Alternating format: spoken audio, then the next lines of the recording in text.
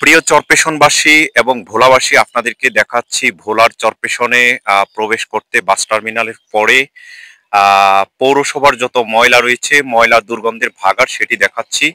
আপনারা দেখতে পাচ্ছেন চরপেশন সেই মহাসড়কের পাশে আমরা দেখতে পাচ্ছি যে সমাজসেবা অধিদপ্তর, তার পাশেই হচ্ছে একটি সমাজসেবা অধিদপ্তর সেটি দেখতে পাচ্ছেন, এবং পিছনে যদি আমরা দেখাই তাহলে আপনারা চরপেশনের সেই হচ্ছে বাস টার্মিনালটি দেখতে পাবেন, যেই বাস টার্মিনালটি এখন বন্ধ করে রাখা হয়েছে, এবং পাশে দেখতে পারবেন ময়লার ভাগাড়, যেটি হচ্ছে আসলে মেইন রাস্তার পাশে রাখার কারণে আমরা ইতিপূর্বে একটি ভিডিও করেছিলাম। আজকে হচ্ছে 4 এপ্রিল 2025। এখানে স্থানীয়ভাবে উপজেলার যিনি হচ্ছেন নির্বাহী কর্মকর্তা রয়েছেন এবং পরিবেশ অধিদপ্তর রয়েছেন, তারা যাতে হচ্ছে এই বিষয়টি মাথায় নেয়, এবং হচ্ছে ভোলা সদরেও দেখেছিলাম মোস্তফা কামাল বাস টার্মিনালের পিছনে এভাবে হচ্ছে মেইন রাস্তার পাশে ময়লা পালানো হচ্ছে, যেটি আসলে মোটেও ঠিক না। এটির মাধ্যমে যারা স্থানীয়ভাবে রয়েছেন তাদের দুর্গন্ধের কারণে হচ্ছে তারা আসা যাওয়া করতে, এবং হচ্ছে তাদের হচ্ছে অনেকেরই হচ্ছে স্বাস্থ্যগতভাবে ঝুঁকি নিয়ে থাকতে হয়। আমরা দেখতে পাচ্ছি আসলে এই পরিবেশ দূষণের জন্য যেই কারণটি, এইটি যদি পরিষ্কার না করা হয় তাহলে চরপেশন একটি পর্যটন নগরী হওয়ার পরেও চরপেশনে হচ্ছে এইভাবে যদি অপরিষ্কার অপরিচ্ছন্ন থাকে, চরপেশন ফুল জায়গাটি হচ্ছে পরিষ্কার পরিচ্ছন্ন, কিন্তু সেখানেই যদি এই অবস্থা হয় তাহলে এখানে যারা রয়েছেন স্থানীয়ভাবে কিংবা হচ্ছে অন্য জায়গা থেকে যারা আসবেন এবং পর্যটক যারা ঘুরতে আসবেন, তাদের জন্য এটি একটি বিড়ম্বনার বিষয়, এবং মা শিশু সহ অন্যান্য যারা রয়েছেন তাদের অনেকের শ্বাসকষ্ট সহ বিভিন্ন ক্ষতিকর বিষয় হয়ে থাকে। আমরা শুধু এখানে নয়, আপনারা দেখতে পাচ্ছেন এই ময়লার কারণে আমরা পিছনে দেখাচ্ছি এটি আসলে একটি সমাজ সেবা অধিদপ্তর বা স্বাস্থ্য কেন্দ্র, তার সামনেই হচ্ছে এই ময়লাগুলো ফালানো হচ্ছে। আমরা সেই সমাজ সেবা ভবনটি দেখাচ্ছি, এই ভবনটির সামনে, এবং এই ভবনটির পাশে এক সময় এখানে হচ্ছে ময়লা ফালানো হতো।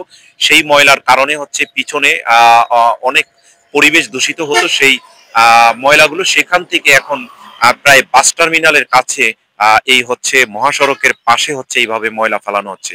তো এখানে যারা পরিবেশ অধিদপ্তর রয়েছেন, জাতীয়ভাবে যারা পরিবেশ অধিদপ্তর রয়েছেন, আমরা হচ্ছে রেজওয়ানা বন্যা, যিনি রেজওয়ানা সিদ্দিকী বর্ণা, যিনি হচ্ছেন পরিবেশ উপদেষ্টা, আমরা তার কাছে অনুরোধ জানাবো ভোলার চরপেশনে এই হচ্ছে মানে এই পরিবেশ যে দূষিত করা হচ্ছে এই বিষয়ে যাতে তিনি একটু জেলা প্রশাসক এবং উপজেলা কর্মকর্তা এবং হচ্ছে চরপেশন উপজেলা কর্মকর্তা যিনি রয়েছেন শারমিন সিথি, আমরা তার কাছে অনুরোধ জানাবো তিনি যাতে অতি দ্রুত এই ময়লার গুলো যাতে হচ্ছে কোনো হয়তো খালের নিকট অথবা যেখানে হচ্ছে পরিত্যক্ত জায়গা রয়েছে, যেখানে মানুষজন চলাচল করে না, সেই সকল জায়গায় নিয়ে যাতে হচ্ছে এই ময়লাগুলো ফালানো হয়।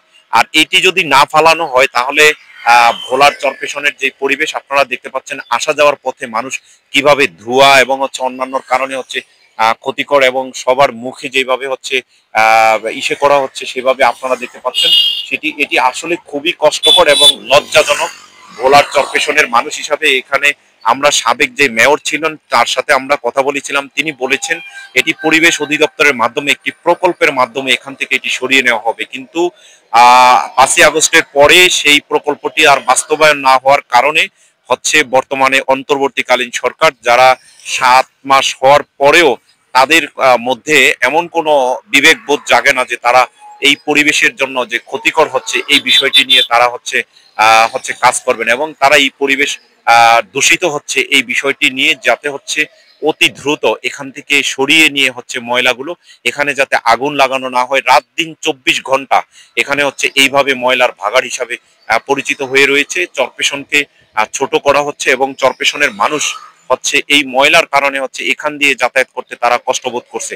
আসলে এটি ছোট্ট একটি রোড হলেও বলা যেত। আপনারা দেখতে পাচ্ছেন ভিডিওর মাধ্যমে এখানে মানে প্রতি সেকেন্ডে সেকেন্ডে এখানে গাড়ি যাতায়াত করে। এটি একটি মহাসড়ক, তার পাশে এভাবে যদি সবসময় থাকে তাহলে এটি আসলে আমাদের চরপেশনের জন্য লজ্জাকর বিষয়, এবং বর্তমান অন্তর্বর্তীকালীন সরকারের জন্য এটি লজ্জার বিষয়। আপনারা দেখতে পাচ্ছেন গাড়িগুলো যাচ্ছে এই মহাসড়কের পাশে, এইভাবে যদি ময়লার ভাগাড় থাকে তাহলে হচ্ছে অন্তর্বর্তীকালীন সরকারকে মানুষ বিভিন্নভাবে প্রশ্নবিদ্ধ করবে, এবং তাদেরকে হচ্ছে ছোট হতে হবে।